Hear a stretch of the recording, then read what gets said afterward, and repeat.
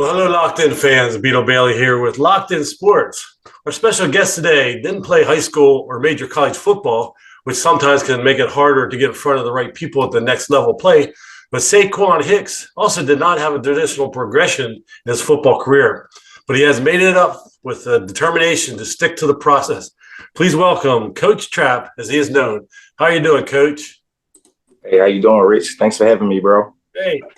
Yeah, now I know we said you didn't really play high school or college, but you did play football, right? Yes, sir. Just can you give us a little background on that playing days?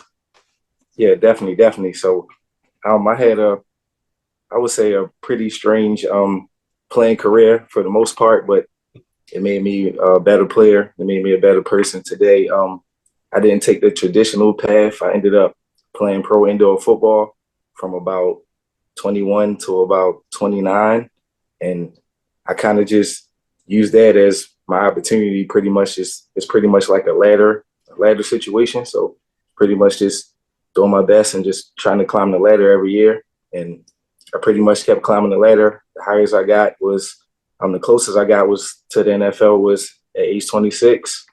The NFL, the New York Jets hit me up. And it was this close to bringing me in, but I guess it didn't work out. But from there, I ended up just kept chasing it, and I ended up pretty much, I was a NFL free agent from about 25 to about 29. Yeah, you had I think what a class B plus in the NFL combine or something like that. How Yeah, good is that? Is that fair? I went to the 2012 combine at the Ravens facility, and I did pretty good. I ended up getting interviewed afterwards. A few years after that, I ended up getting a professional scouting report done for on my film, pretty much from all of my film, my indoor, my outdoor film, and my overall grade was a B plus, like a 80, 85, between 88ish overall, just off of breaking down from an NFL standpoint. Really, for somebody that hasn't really played much high school or college, oh, that was pretty good. Yes, sir. Yes, sir. So, who was your last? I guess you said you played arena football. Who was a couple of the teams you played there with arena? Well, my first year I played for the Virginia Badgers. I ended up playing for a bunch of teams. My most notable team was probably down in the Lakeland area. I played for a team called the Central Florida Jaguars. Jaguars, it was a pretty good team. That was probably my best year overall. When I got back from that season, that's when the Jets hit me up about a month after that season. So that was my best look. I played in the Lancaster area for a bunch of teams. I played for the Chargers. I tried out for the Hurtsburg Stampede early on in my career. I even tried out for the Philadelphia Soul fresh out of high school. I almost made it, but you know how that goes. Just had to stay at it.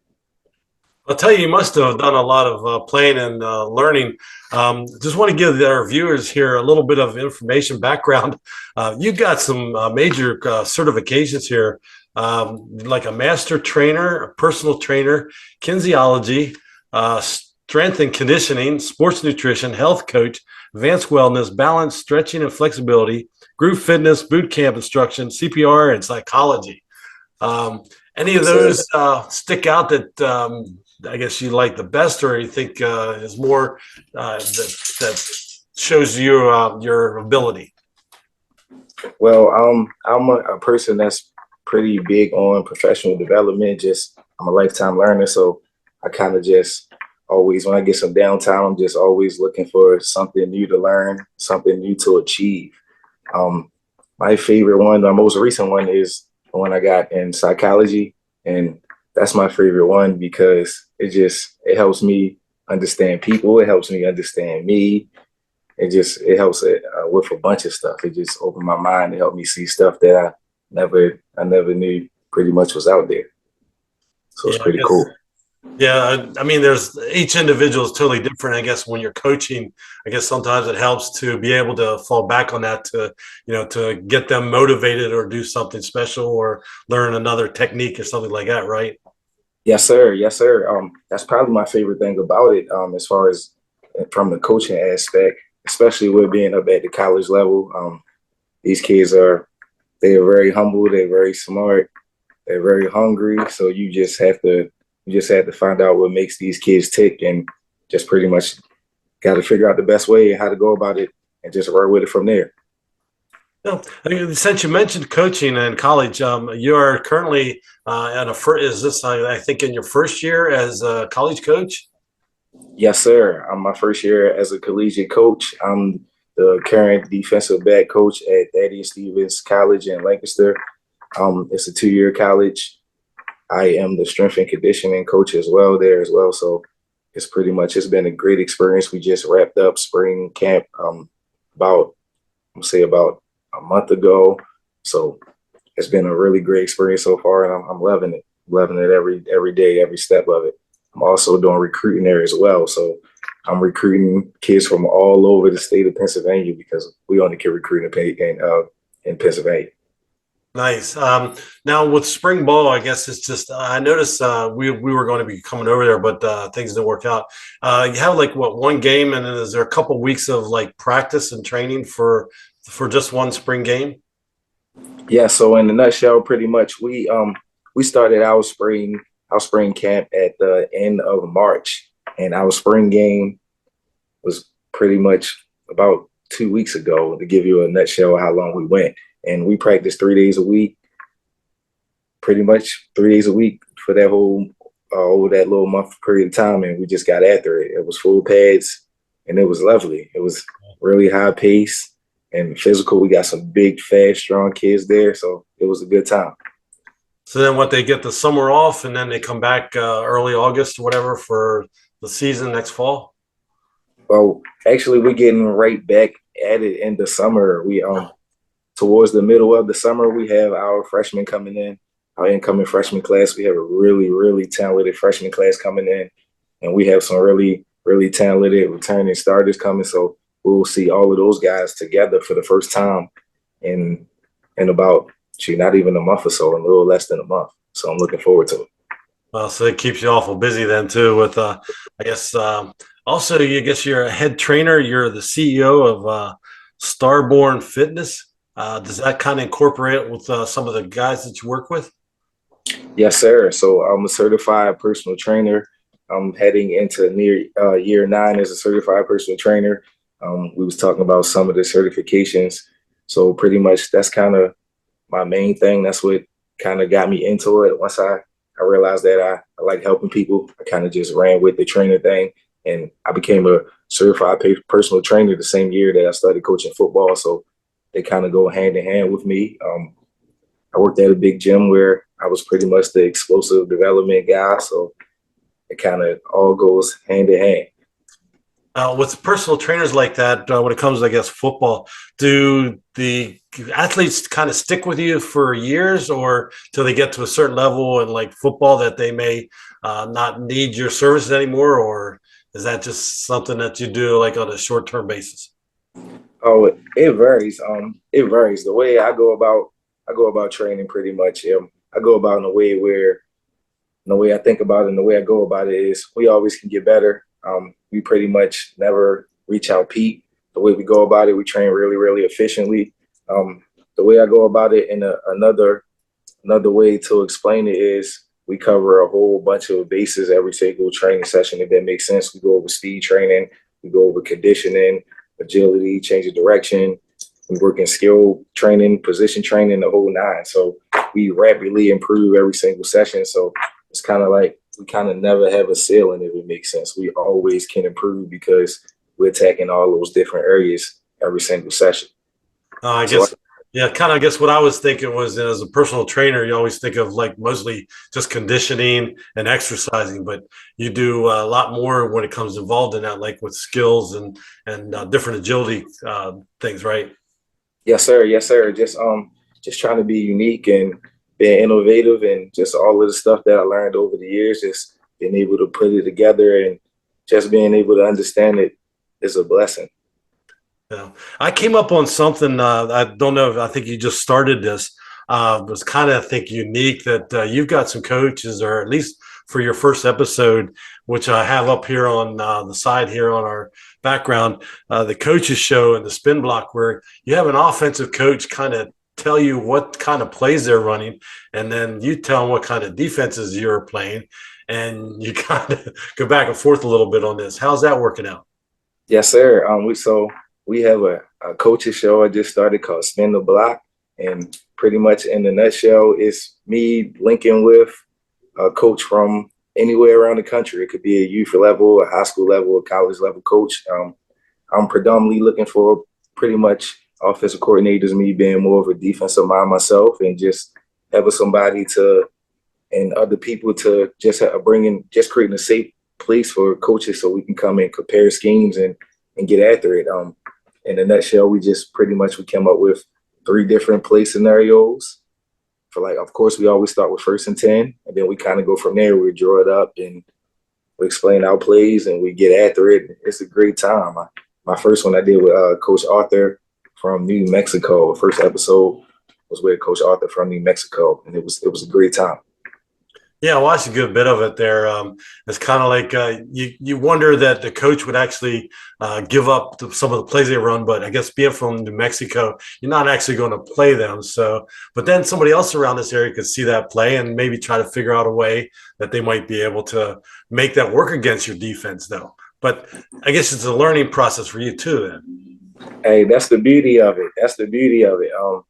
One thing that I learned about coaches, period, offensive coaches and defensive coaches, and especially head coaches. Most coaches are cocky. They feel like their stuff is going to work no matter what. So the way I see it is, even if you feel like you understand it, you still got to stop it. I'm in my mind, I'm going to make you adjust to me, and shit, we're going to go from there. You're going to adjust to me before I adjust to you. Yeah. Well, let's get into the big issue here. I guess you got a new book coming out, I guess, Fly Higher. It's a guide for developing high-quality athletes. What, I guess, possessed you to write a book, or at least one of this nature? Well, in a nutshell, to really kind of explain it, me being a personal trainer for so long and training hundreds of kids and helping so many kids and helping coaches, I just realized pretty much the stuff that coaches needed help with, if that makes sense. Like, to give you an example, most coaches are knowledgeable for the most part. They're pretty much going off of things they learned from their playing days. I can't expect everybody to know what I know because everybody's not a trainer.